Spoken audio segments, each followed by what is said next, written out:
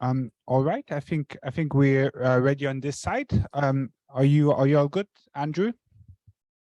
I think I'm good to go. Wonderful. So we're very pleased for the second talk of today to have Andrew Harder talk about cohomology of Feynman graph hypersurfaces. Welcome to Cambridge. Thank you very much. So thank you to everyone for attending the talk, and thank you to the organizers for inviting me to speak. Unfortunately, as everyone can tell, this is an online talk, or I'm online at least. Many of you are not, which hopefully isn't. I mean, I was really hoping to be there in person, but I guess things conspired against me. So what I want to talk about is some, I'd say, work very much in progress with Chuck Duran, Andrei Novoselicev, and Pierre Van Hove. So the idea is to discuss in sort of cohomology of specific classes of Feynman graph hypersurfaces, and to sort of understand bits and pieces of, their cohomology coming up in very basic situations. So let me start by describing what the basic players are here. So I want to start by talking about Feynman graphs and the polynomials that one can attach to them. So for me, what I want to do is I want to start with a graph with half edges. So this is part of the data of a Feynman graph. So this will have vertices, it'll have edges, and it'll have half edges. So in general, not every vertex needs to have an adjacent half edge, but for me, the situation that I want to consider, that's going to be true. So in fact, really what I could do is I could probably discard all of the data of the half edges and just focus on the sort of internal part of the graph. But for broad reasons, maybe it's better to introduce all of this data together.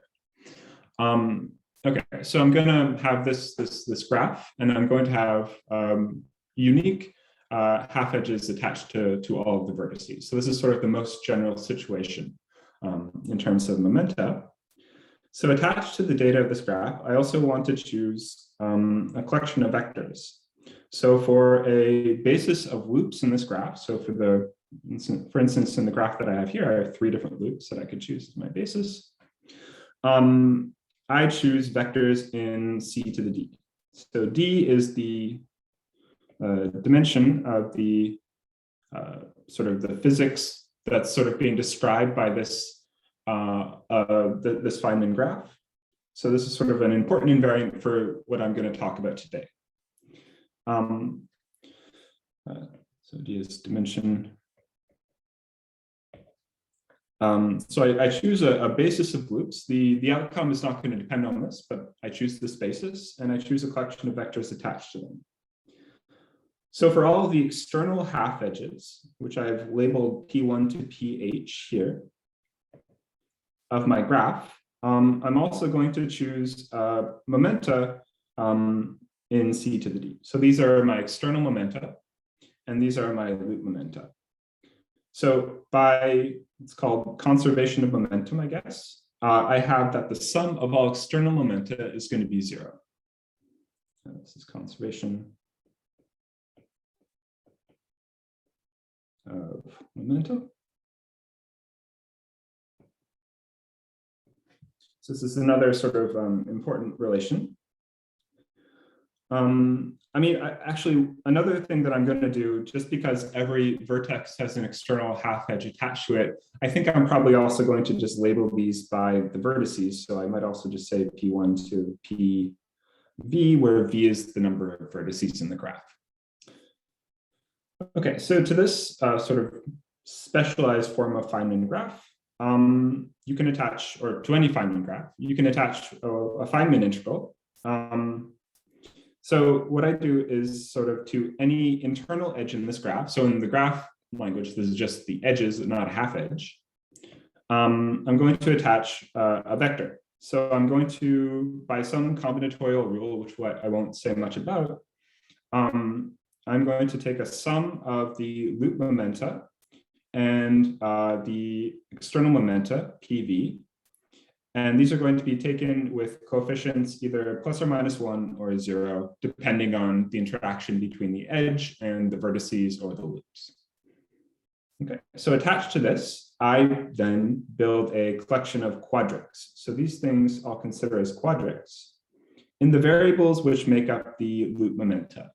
So for me, the variables here are going to be the components of the ki's, and these v's are going to be parameters. I'm also going to choose these masses to attach to each internal edge. And those are going to take part of my denominator as well. So I have this denominator, and so this here is a quadric.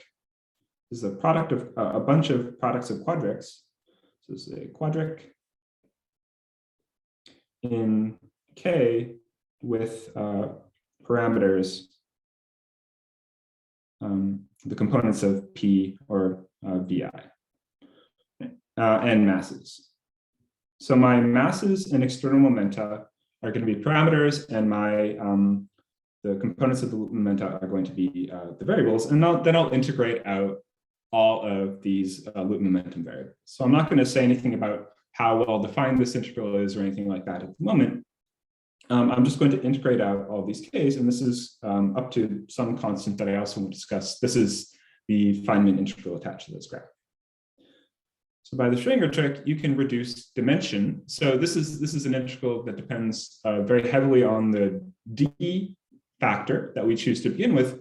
We can reduce its dependence on d by doing the following thing. So I introduce new variables, xe, for all internal edges. And then I take this new sort of family of quadrics parameterized by this new variable x, this new set of variables xe. So what I want to do is I want to give a picture of sort of what's going on here. Then I think about this now as being a function in the variables given by xe and the ki variables. So this determines the hypersurface in LD times affine space with coordinates given by the number of edges, which I'll just call E. And then I have projection onto the edge AE space. And if I call this G, then I have the vanishing locus of G sitting inside of here. And that'll also project onto this AE space. So this will be a quadric fibration. And whenever we have quadric fibrations and we want to understand something about their cohomology at least, what you do generally is you look at the discriminant locus that carries a lot of data about this type of thing. So if you look at the family of singular quadrics in this family of quadrics, that will degenerate along some locus. And for now, what I'm going to write is that this is just essentially determined by the product of two polynomials U and F. So these are my first and second Symanzik polynomials, which I'll describe in a second. But the point for right now is that we can sort of reduce the data determining this period, this integral, to some data on this lower dimensional space AE. And in fact, we can go further because the discriminant locus of this polynomial is determined by homogeneous polynomials.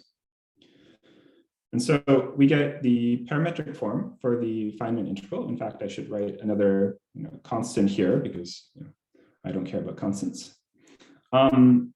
This is going to be some expression now given as the integral of some rational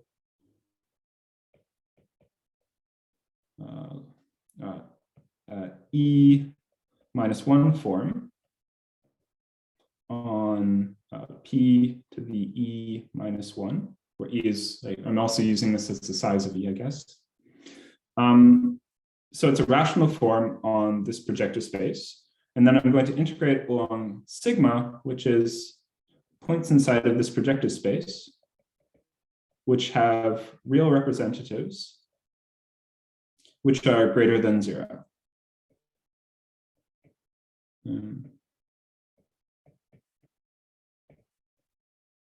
And so this is a well-defined cycle, or it's going to be a relative cycle on this projective space, and I can start to think about this integral. Okay, so this integral isn't necessarily well-defined, but I can write this down. And so this can be thought of as well, this rational form is of course a holomorphic form on the complement of the denominator. And so this is going to be an integral of some cycle on the complement of the vanishing locus of U and F, and whether I care about the vanishing locus or the vanishing locus of F depends on the dimension, right? So dimension, so here's the rational form that I wrote down. I have these two polynomials U and F, and I take them to specific powers where R is the loop order. So that's the rank of H1 of the graph. Okay, so I have this, and if I make D big enough, the numerator will have a negative power, and the denominator will have a negative power as well. So there's different variations you can have in this. So for me though, the dimensions that I'm most interested in are the cases where F stays in the denominator and U stays in the numerator. But I won't be too precise about that. Okay, so a theorem of Bloch-Esnault-Kreimer tells us, and then sort of generalized by Brown. So Bloch-Esnault-Kreimer do this in the case where U is in the denominator and F is not there. And Brown sort of generalizes this to other cases. Says that after I blow up this projective space, I can make it so that I gamma is well defined as an integral. So it's really integral over a compact cycle, which doesn't sort of go off towards infinity. And the Feynman integral is a relative period of a specific pair. So this P, this is going to be some sort of toric variety. And I remove the vanishing locus of either U times F or U or F, which is what my A's and B's sort of indicate here. And B is some toric boundary divisor. So it's not really precise what that is. Okay, so I can see this as a relative period. So what I'm really trying to get at here is that there's a physical reason to care about what the geometry of the vanishing locus of U and F looks like. In some sense, they determine part of or a summand of this Feynman integral. So that's really sort of the outcome here. So there's some summand of this Feynman integral that's determined by periods of complements of the vanishing locus of U and complements of the vanishing locus of F, but those are in some sense the same as U and F. Okay, so this is my sort of motivational starting point. So now let's explain what exactly these U and F things are. So I want to study the geometry of these things. I want to understand a bit what these vanishing loci look like. And I'll say a bit more in some examples in a second. But let's first define what U and F are. So these are essentially defined combinatorially from the data of the Feynman graph. So I'm going to take, as I sort of indicated earlier, I'm just going to take sort of the interior part of this graph. So I'm going to remove all half edges and sort of forget about that. And then I can use this data to define U and F. So I'll let S1 be the set of all spanning trees inside of this interior part. And so for each, so remember I have defined these variables X1 to XE, say, for every E in the set of edges in the graph, interior edges. So I can define a monomial attached to each spanning tree by just taking the product of all XEs, which do not correspond to edges in the spanning tree. Then this U polynomial is precisely the vanishing locus, or is precisely the sum of all these XT monomials. So you can compute pretty straightforwardly that the degree of this polynomial has to be, actually, I think I was calling this R before. This is the loop order of the graph. Okay, so for a very basic example, you can take this graph here, and if I attach to each of these edges the variables x0, x1, and x2, then the U gamma polynomial will just be, well, okay, I remove any two edges in this and I'll get a spanning graph. So the polynomial is just, products of pairs of x0, x1, and x2. Okay, so that's U.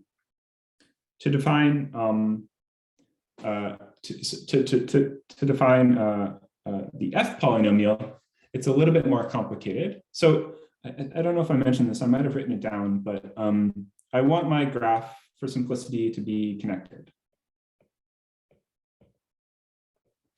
Okay. Then a spanning two tree of this graph, of the interior part of this graph. This is going to be a subgraph of the interior part with two connected components without any loops and which contains all vertices. Okay. So basically this is, you take a spanning tree and you remove an edge. So for any spanning tree, so for any spanning two tree, T1 union T2, I can define the momenta flowing through that tree to be the sum of all PVs. So this is the external momenta coming out of each vertex, where V is in one of the two parts of the tree. So I can take the stuff flowing into one part, and I can actually see by conservation of momentum that this is the same as -1 times the stuff flowing into the other part of the tree. Right? Okay, so this is well defined up to sign, and I define this V polynomial to be a sum over all spanning two trees in my graph, T1 union T2, and then I take the momenta flowing through one tree, square it, and then I multiply by the corresponding monomial. So the monomial I get by looking at all the product of all edges removed to get the spanning two tree. Okay, so this is again determined directly from the combinatorics, and this is well defined. So from this, I can define my F polynomial to be this equation here. So I have U times the sum of all masses squared times these variables, so sum over all edges plus B. Okay, so this is homogeneous of degree R plus 1. So the loop order plus 1. So it makes sense to talk about the projective geometry of this. Right. So as a very basic example, we can take the same graph we had before with its external edges removed. And we can see that the only spanning two tree in this is the two vertices here. So the V polynomial is just whatever the corresponding momenta corresponding to this edge, either edge is squared times this monomial. And so if we're interested in the geometry of these things, this is a nice example, because then, well, let's write down what exactly this polynomial looks like. So I had the U polynomial that I computed before. This is a linear combination of the masses times the variables. And then I add to it the V polynomial that I had here. Okay, so a very quick computation shows that the vanishing locus of this polynomial is just a smooth elliptic curve for generic enough choices of momentum vector. So the geometry of some smooth elliptic curve contributes to a Feynman integral attached to this graph. Okay, so there's a more general, thing you can do with this class of examples. So if instead of starting with this I guess 2-loop sunset graph, I can take an n-loop sunset graph, which is take n+1 edges and attach them to two vertices. So in these n-loop sunset graphs, the corresponding geometry of the vanishing locus is just a somewhat fairly singular Calabi-Yau n-1 point.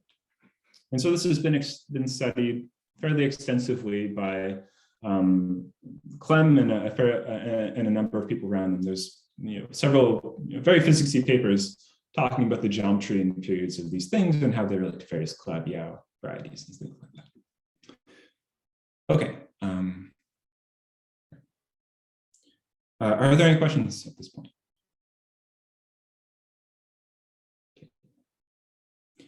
Okay, so that was sort of the introductory portion. Now I want to talk a little bit more about what I, about the results that we've sort of been after and the things that we've been able to prove. So we had this two-loop sunset graph, this two vertices with three edges between them, and we saw one generalization of this, which was to increase the number of edges between them, and we saw we got Calabi-Yau varieties. So another sort of method of generalization is just to add vertices on the edges between these 2 points. So any actual two-loop graph without sort of I forget what these are called. I think it's like a tadpole or something.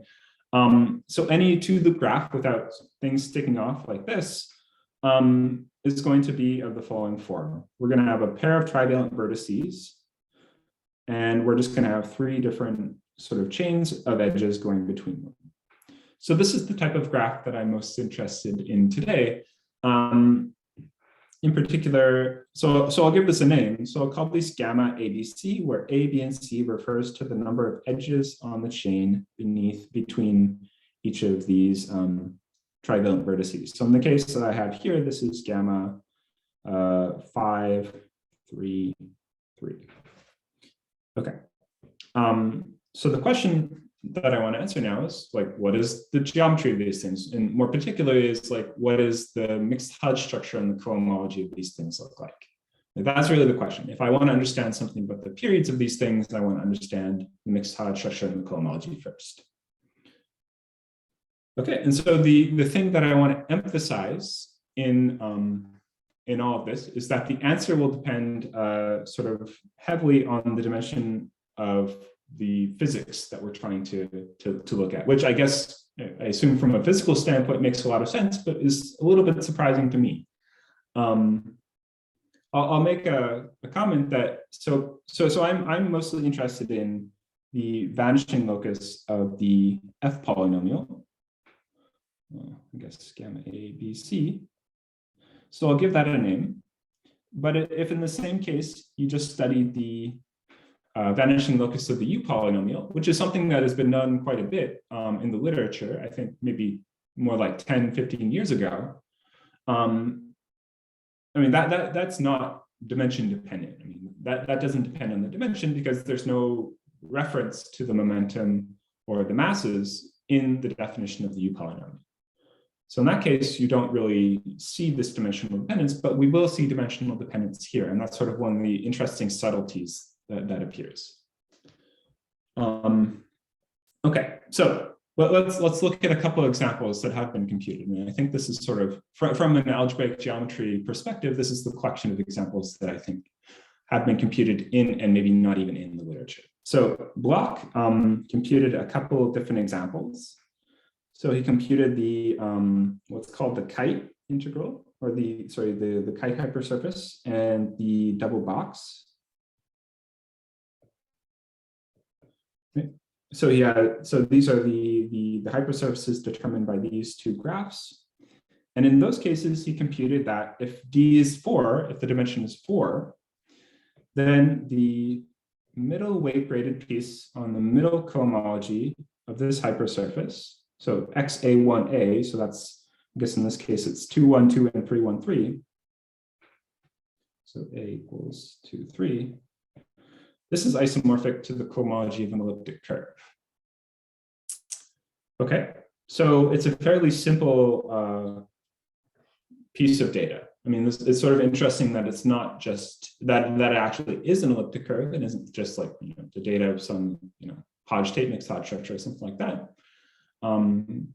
Yeah, but it's very simple. So I think the natural guess one might have is that for any ABC, you're just going to get elliptic curves because you got it in the base case, and maybe there's some inductive method to go from the sort of this base 1, 1, 1 case and move up. So you can I'll very quickly disabuse you of this hypothetical hypothesis that I suggested with two different examples here. So Pierre Van Hove computed or did the large part of the computation for this example. So this is called the tardigrade integral, or the tardigrade example. And he computed that the middle dimensional weight-graded piece in the middle dimensional cohomology here is isomorphic to the cohomology of a K3, or K3 plus other stuff. So that kind of makes sense. So one thing that you'll notice in all these examples is that we're dealing with cubics. And this is a cubic fourfold in this case. And actually, this was related to Tyler's question at the end of the last talk. If you have a cubic fourfold, then in the middle dimensional cohomology, you often, especially if you have a special cubic fourfold, you'll see the cohomology of the K3. And so that's what happens in this case. Though we'll see later on that this is not, always going to be true for our graph hypersurfaces, despite the fact that they're all going to be cubics. And another example that was, I think, well, so I'll say that Bloch did this, though he made a comment about this in a paper, so I'll attribute it to him. Is that if I take this graph here, so this is the 2, 2, 3 graph, then the middle dimensional cohomology of this is isomorphic to H1 of a 5-dimensional Boolean variety. In fact, you can see that this is the Jacobian of a genus 5. This is H1 of a genus 5 curve. So it's not hard to prove. And so, right, so it's not always going to be super easy and simple to study these things. We're not going to get the simplest possible answer all the time, but maybe sometimes we do. So our goal is to start small. We're not going to try to tackle the arbitrary ABC case, but we're going to try to look at sort of the more, what we expect to be more manageable, which is the case where we have A1C. So in that case, the corresponding Feynman graph is planar. So this is the planar Feynman graph case.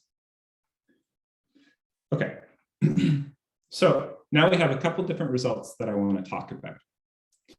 So we have a very nice result that I think is quite good in the case of A11 hypersurfaces. So this is the case where we have only one chain of edges with more than one edge in it. So we have a single edge here and here, and we have A different edges going between our two trivalent vertices. Okay. So in that case, I can, I'm going to give different names to the variables. So my variables are going to be labeled y1 to ya, corresponding to the edges in the top arc of the graph. And I'll have x and z corresponding to the variables in the bottom two edges here. So given that, I can write down the corresponding graph polynomial in a very concrete way. So my u polynomial is xz plus x plus z times the sum of all y's. Right? So that's pretty straightforward. And then I can write my v polynomial as xz times some linear combination of the yi's plus x plus z times some quadratic form expressed in terms of the yi's. So these CI's, so this is where we'll see the dependence on dimension. So the CI's are expressed in terms of our momentum vectors by taking, well, I'm first going to label my momentum vectors. So I'm going to label this vertex as P1, and then I'm going to go clockwise around until I get to PA. And then so by conservation of momentum, I'm essentially going to ignore this one, but the momentum attached to that is just negative sum of all other PI's. So the CI factor that appears here is just the sum of all PKs where K is greater than I. And the CIJ is the difference between CJ and CI. So this is now like the distance matrix for a collection of vectors in C to the D. So that's where you can sort of imagine that this is like a quadratic form attached to some collection of vectors in D-dimensional space. So you can see dimension dependence appearing there in the rank of that quadratic form. Okay, so here's the theorem with myself, Chuck, Andre, and Pierre Van Hove. So it says that if my dimension is greater than a plus 1, then I have two different things. Maybe I should separate this into like a 1a and b. Perhaps this is poorly organized. But anyway, so if A is even under this condition, then the cohomology ring, the total cohomology ring is Hodge-Tate. So when I say Hodge-Tate here, what I mean is, well, okay, so if I have a standard sort of Tate mixed Hodge structure, which is just, well, let's say, I'll just say Hodge structure, has Hij equals 0 if I is not equal to j. So a mixed Tate, so this is a weight, is the same thing, is an iterated extension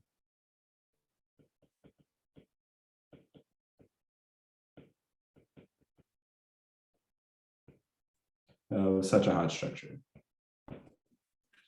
Okay, so this is essentially saying that the Hodge structure is as simple as you could possibly expect it to be, at least in terms of the Hodge filtration.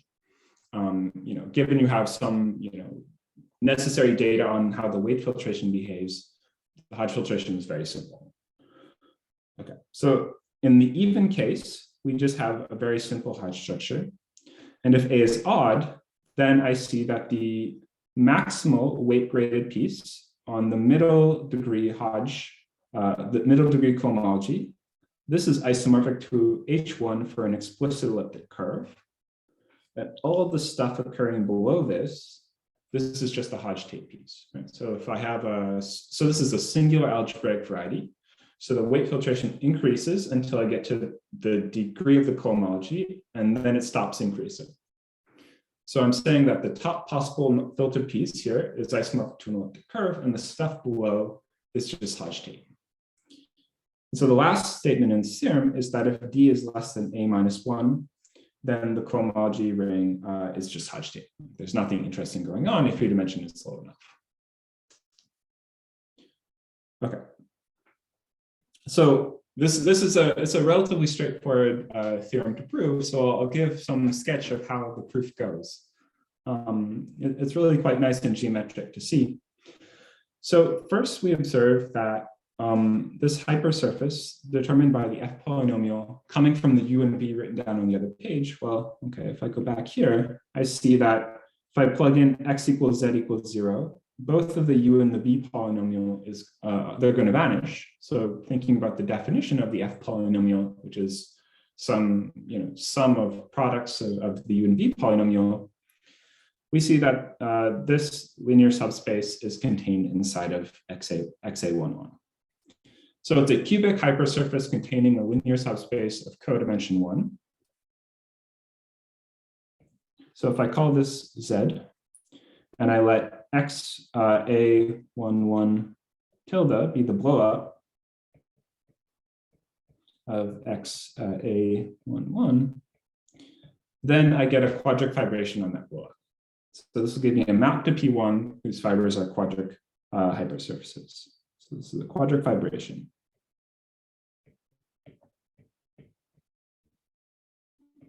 And so here we see the D greater than A minus 1 condition appearing, which says that if I have, if this is satisfied, then this fibration is genetically smooth and it has 5 singular fibers, exactly 5 singular fibers for a generic enough choice of momentum parameters.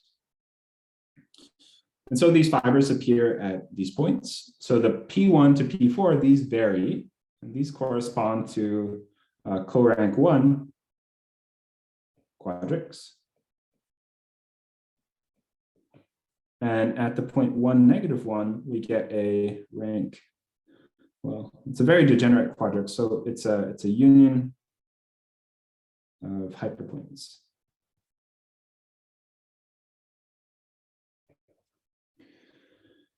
Okay. So I have this quadric fibration. I have 4 moving points, and I have 1 really bad fixed point. What I want to do is I sort of want to get rid of this really bad singular fiber, and I can do this by some birational transformation, where this birational transformation essentially it just removes it replaces the fiber over 1, -1 with a smooth quadratic.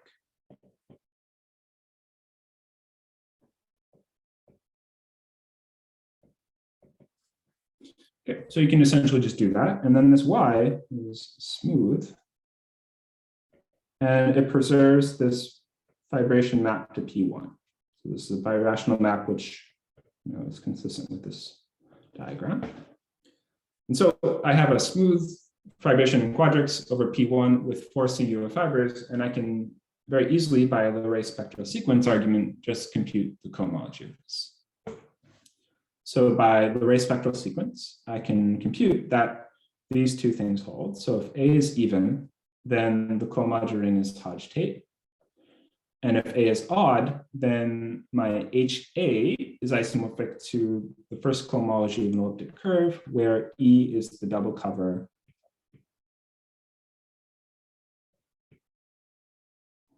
of P1 ramified along the points P1 to P4. Right? So the points that we saw before are exactly the points that contribute to this elliptic curve. Okay, so we've computed the cohomology of this birational thing that comes from a blow-up of the original object. And so we can just basically use cut and paste type arguments to show that the original claim holds. But what did we do? We blew up along a linear subspace. That's not really going to affect the structure of the cohomology too much. And then we removed a very singular union of two hyperplanes and replaced it with a quadratic. So that's not going to affect things very much. So that's essentially the argument. There's no, it's not excessively difficult or anything. It's very straightforward. Okay, and so the interesting remark that I want to make at this point is that if the dimension of the theory is 4, so in some sense d equals 4 is I think, well, at least for Pierre, my physics collaborator in this whole thing, I mean, this is the most interesting dimension because it corresponds to places where one might actually want to do computations, sort of see things in real life. So in the d equals 4 example, you can see from this that the only cases where the cohomology ring of the graph hypersurface in question is non-Hodge-Tate is when you have 3, 1, 1 and 1, 1, 1. So the 3 edges in a loop and just the case that we had before. The case before was the this 3 loop guy here. Okay, so this is more or less saying that if I restrict myself to the A11 graphs, I get some elliptic curves sometimes, but otherwise I mostly just have Hodge-Tate things, which in terms of integrals corresponds to, I think, multiple polylogarithms. Okay, so this is the A11 case, and we can say very similar things for the general A1C case. And so this is where the in progress kind of comes into my exposition here. Because all I'm saying here is that if D is large enough, then this is true. And I'm not being more specific about, what D large enough means. So this is something I know the argument for this works if you take D bigger than A plus C plus 1 or something, but otherwise might be some stickiness. Okay, so here's the theorem that we've been able to prove. So it says that if A plus C is odd, so this is sort of a generalization of what we had before, then our cohomology ring, so this is the middle cohomology in this hypersurface. So this is again a cubic of dimension A plus C minus 1 in P A plus C full stop. Then its cohomology ring is Hodge-Tate. So this kind of says that this is sort of as degenerate a cubic as you can be from a cohomological level. Right? Generally speaking, these cubics should have, if you take a generic cubic, then it's going to have sort of an interesting cohomology ring. But these ones, they don't really. And then the maybe more interesting statement here is that if A plus C is even, then I take the middle weight graded piece of my middle degree cohomology ring, then, well, that's, and this of course works for A and C, both greater than 1. Then I get that this is isomorphic to H1 of a prim variety attached to a particular explicit plane curve that you can compute in examples without much difficulty. Okay, so that's the statement here. You have something more general than just an elliptic curve appearing, even in the A1C case, but you don't get much more than an elliptic curve. So if you think back to the example that I wrote out of the tardigrade, this computation of Pierre's, then you'll see in that case, you got a K3 appearing. So you're never going to get things like K3s appearing in the A1C case, in this sort of very restricted case of graphs. But you do get things worse than elliptic curves. However, I'll mention in a second that if you restrict your dimension to 4, you don't get anything worse than an elliptic curve. Okay, so applying the techniques used to prove this theorem here, we can do something even better for the case of 313. So this is the case that Bloch studied. And we can essentially recover his results without much difficulty. So in this case, you have that the fifth weight graded piece of your fifth degree cohomology. So this is a cubic fivefold in this case. For if my dimension is greater than 6, or in fact, we should say greater than 5, then this is H1 of an abelian surface. In fact, this is a prim attached to a double cover of a genus 5 curve. Then I go to a genus 3 curve. So the prim in this case is constructed by taking the genus 5 curve and sort of essentially playing some quotient game coming from the corresponding maps in Jacobians. So the corresponding, you take like a co-kernel of the induced pullback map or something like that.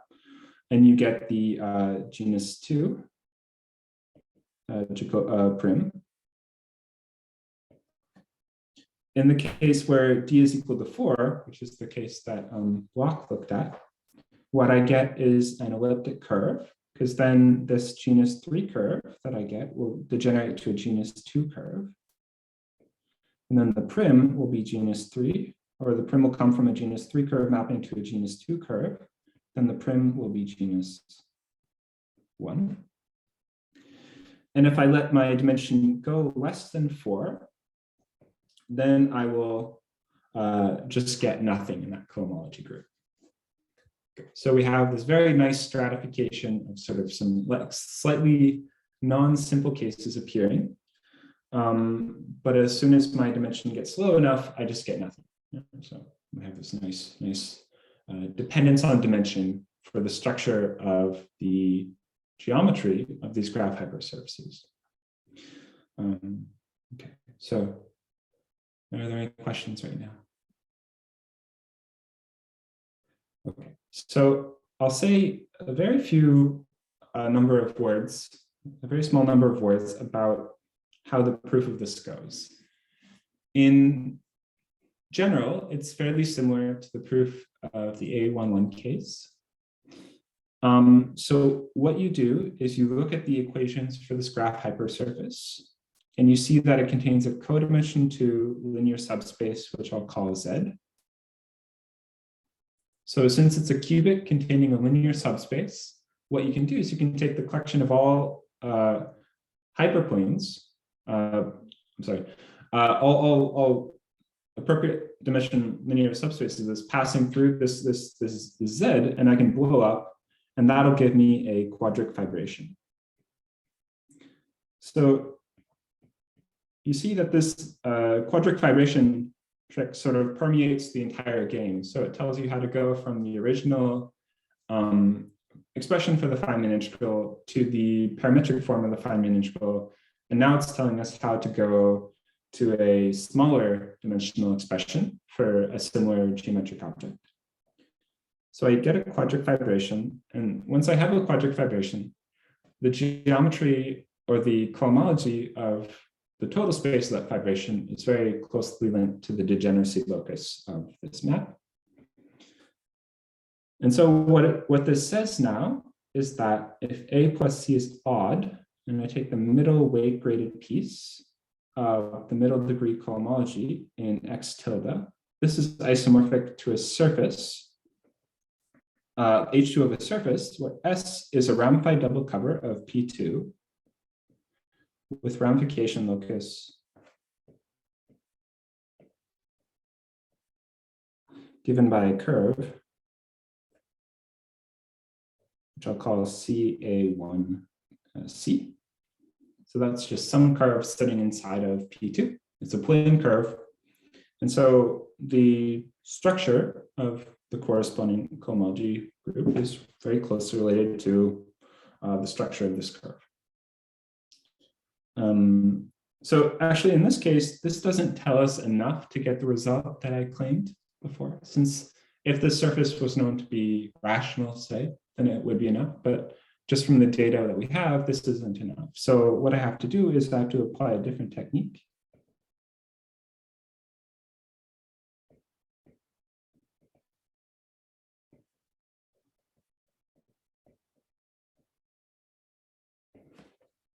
To get the actual result in that case. But if A plus C is even, then I do get on the nose what I'm claiming. I get that this is isomorphic to the prim of the double cover, or of a double cover of the curve C, and that's what I wanted. Okay. So just by applying the geometry of this map, we get exactly what one would hope for, or what I claimed.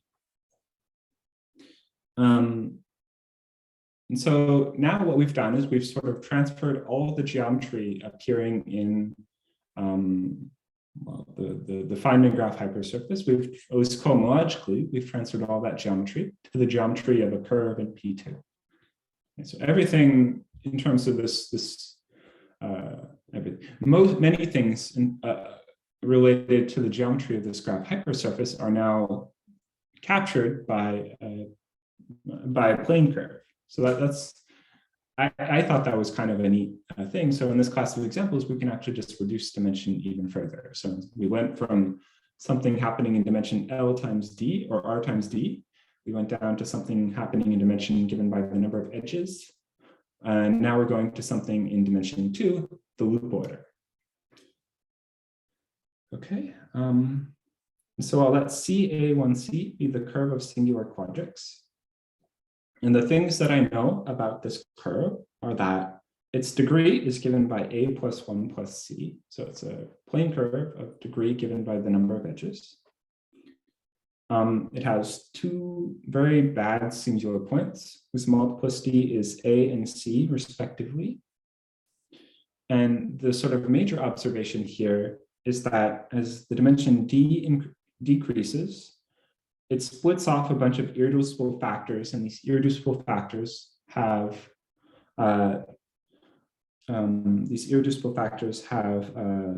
of degree 1 and 2. Right. So they just split off, lines and quadrics and conics. So it's really not an interesting stuff that gets split off. But what does happen is it sort of forces the genus of the curve determined by CA1C to go down. And so the punchline to this is the following observation. So if you analyze precisely the way in which these factors split off, then for a given value of D, there's only a finite number of A's and C's for which the geometric genus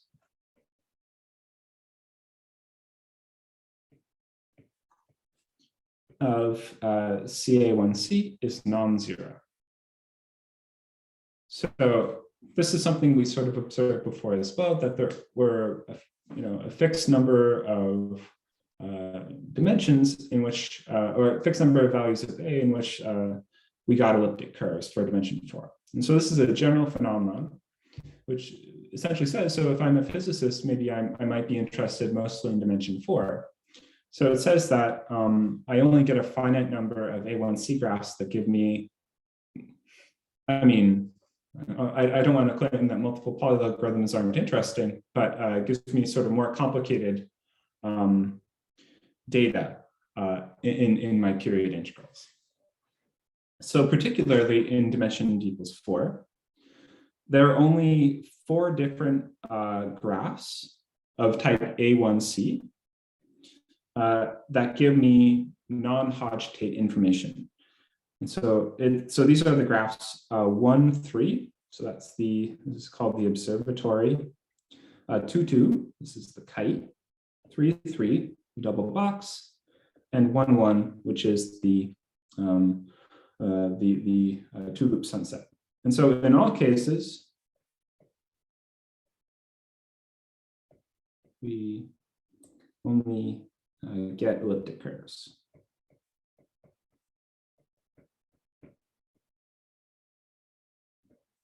Okay, so this is essentially the punchline here. We have really, for a restricted dimension D, we get a new phenomenon that sort of wasn't apparent when people were just studying the U polynomials. We get that the structure of the cohomology is very closely restricted for a fixed class of graphs. And sort of one can hope that maybe these types of phenomena appear in higher dimensions as well, but we have not yet started to study that. Okay, so that's about all I have to say, and I'll just leave it at that.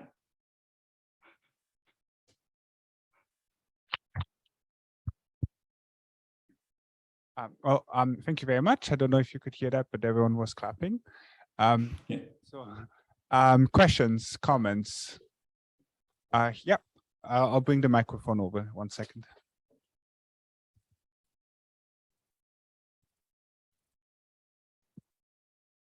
Thank you for your talk. I was wondering, so you had said about how this information of the mixed Hodge structure shows up when you compute the integrals for I gamma for the graph.